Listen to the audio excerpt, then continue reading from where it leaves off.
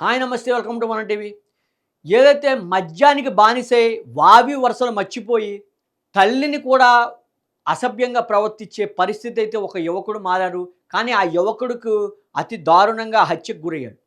ఈ సంఘటన ఎక్కడో కాదు, ప్రకాశం జిల్లా కంభం పట్టణంలో తెలుగు వీధిలో జరిగింది. అయితే ఈ సంఘటన జరగడానికి ప్రధాన కారణం ఏంటి అనేది వివరాల్లోకి వెళ్తే, ఎవరైతే సాలమ్మ అనే మహిళ ఉన్నారో, సాలమ్మకు ముగ్గురైతే కుమారులు. అయితే ఎవరైతే మూడో కుమారుడు ఉన్నారో కందం శ్యాంబాబు, అతని వయసు 35 సంవత్సరాలు. మద్యానికి పూర్తిగా బానిసయ్యాడు. చెడు అలవాట్లకు, వ్యసనాలకు బానిసయ్యి ఎంత చెప్పినా సరే మాట వినని పరిస్థితి అయితే ఉంది. అయితే ఇంటికి వచ్చిన బంధువులతో పాటు చుట్టుపక్కల ఉన్న మహిళలతో కూడా అసభ్యంగా ప్రవర్తించాడు. ఎన్నిసార్లు తన ప్రవర్తనను మార్చుకోమని తల్లి పదే పదే చెప్పినా సరే ఎటువంటి ఉపయోగం లేకుండా పోయింది. అయితే ఆఖరికి ఒకసారి పూర్తిగా మద్యం సేవించి తల్లితోనే అసభ్యంగా ప్రవర్తించాడు. దీంతో ఆ తల్లి సాలమ్మ ఎవరైతే ఉన్నారో ఆ మహిళ అయితే తట్టుకోలేకపోయింది. తన కొడుకుని ఖచ్చితంగా కడతీర్చకపోతే గనక ఈ సమాజం నాశనం అవుతుందంటూ కూడా ఒక నిర్ణయానికి రావడం జరిగింది. అయితే సాలమ్మ తీసుకున్న నిర్ణయం ప్రస్తుతం యావత్ రాష్ట్రాన్ని కూడా కదిల్చివేసే పరిస్థితి. ఎందుకంటే తల్లి హృదయం కొడుకుని కడతీర్చాలని ఏ రోజు, ఏ కోశాన కూడా, ఏ క్షణంలో కూడా ఆలోచించిన పరిస్థితి అయితే ఉంది.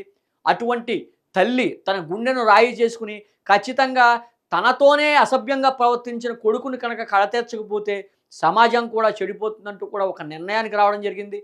ఎవరైతే ప్రకాశం జిల్లాలో ఎవరైతే ఆటో డ్రైవర్ ఉన్నారో, ఆటో డ్రైవర్ మోహన్ సహాయం అయితే తీసుకుంది. మోహన్‌కు కొంత సుపారీ అయితే ఇచ్చింది. మోహన్‌కు కొంత సుపారీ ఇచ్చి ఖచ్చితంగా తన కొడుకును ఏదోటి చేయాలంటూ కూడా మోహన్‌కి సుపారీ ఇవ్వడం జరిగింది. మోహన్ తన కొడుకు శ్యాంబాబుపై టార్గెట్ పెంచుకున్నాడు. అతని కదలికలన్నీ కూడా గమనించాడు.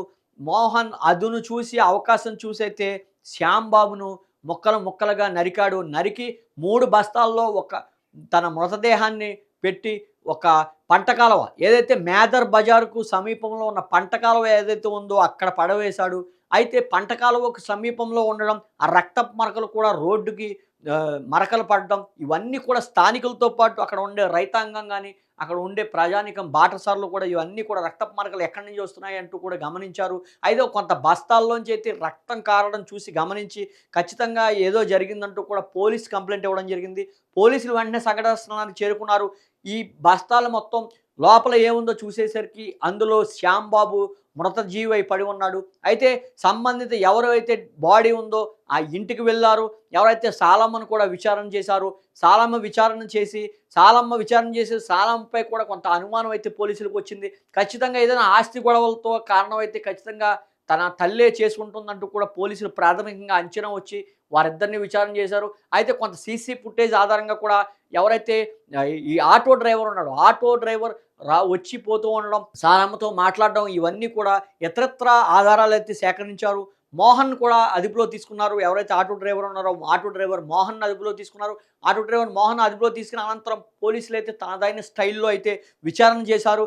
విచారణ చేసి సాలమ్మకు ఖచ్చితంగా మోహన్‌తో ఆస్తి గురించే చంపించి ఉంటుందని ఫస్టు ఒక నిర్ణయానికి రాగా, అయితే సాలమ్మ అయితే అప్పుడు ఓపెన్ అయిపోయిన పరిస్థితి అయితే నెలకొంది విచారణలో. పూర్తిగా తన కొడుకును తానే సుపారీ ఇచ్చి చంపించాలని ఒప్పుకోవడం జరిగింది. ఏదైతే తన కొడుకు పూర్తిగా మద్యానికి బానిసై తరచూ కూడా వేధింపులు, అమ్మాయిలను వేధిస్తున్నాడని, మా చుట్టాల అమ్మాయిలను కూడా వేధించాడని, అదేవిధంగా ఒకరోజైతే రాత్రి మద్యం పూర్తిగా సేవించి నన్నే వేధించడానికైతే తెగబడ్డాడంటూ కూడా సాలమ్మ ఆవేదన వ్యక్తం చేసింది.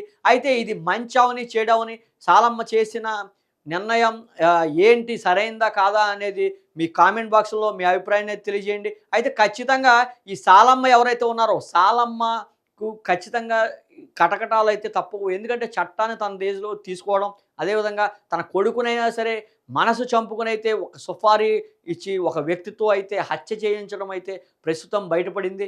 ఇది యావత్ తెలుగు రాష్ట్రాల్లో కూడా కదిలివేసింది. అదేవిధంగా మీర్పేటలో కూడా మనం చూసాం. మీర్పేటలో ఎవరైతే గురుమూర్తి ఉన్నారో, కురుమూర్తి తన భార్యని అతి కిరాతకంగా ముక్కలు ముక్కలుగా నరకడం, అదేవిధంగా ఇప్పుడు ప్రకాశం జిల్లాలో అయితే ఈ రకంగా జరగడం, ఇవన్నీ కూడా సమాజం తీరు ఎటు వెళ్తోందనేది ఒక నిదర్శనంగా ఇది కనబడుతున్న పరిస్థితి అయితే ఉంది. ఎందుకంటే వావి వరుసలు మర్చిపోయి తల్లితోనే అసభ్యంగా ప్రవర్తించిన కొడుకుని తీరు తప్పుపట్టాలా?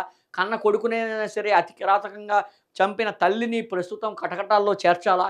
ఇవన్నీ కూడా 100 ప్రశ్నలైతే ఉన్నాయి. ఖచ్చితంగా దీనికి సంబంధించి అయితే పోలీసులు ఇప్పటికే విచారణ అయితే వేగవంతం చేశారు. మరి కొద్ది సేపట్లో అయితే కోర్టుకు పంపించి రిమాండ్‌కి తరలించే అవకాశం ఉంది. ఇంకా పూర్తి వివరాలైతే మరి కొద్ది సేపట్లో పోలీసులు అధికారికంగా అయితే ప్రకటించనున్నారు.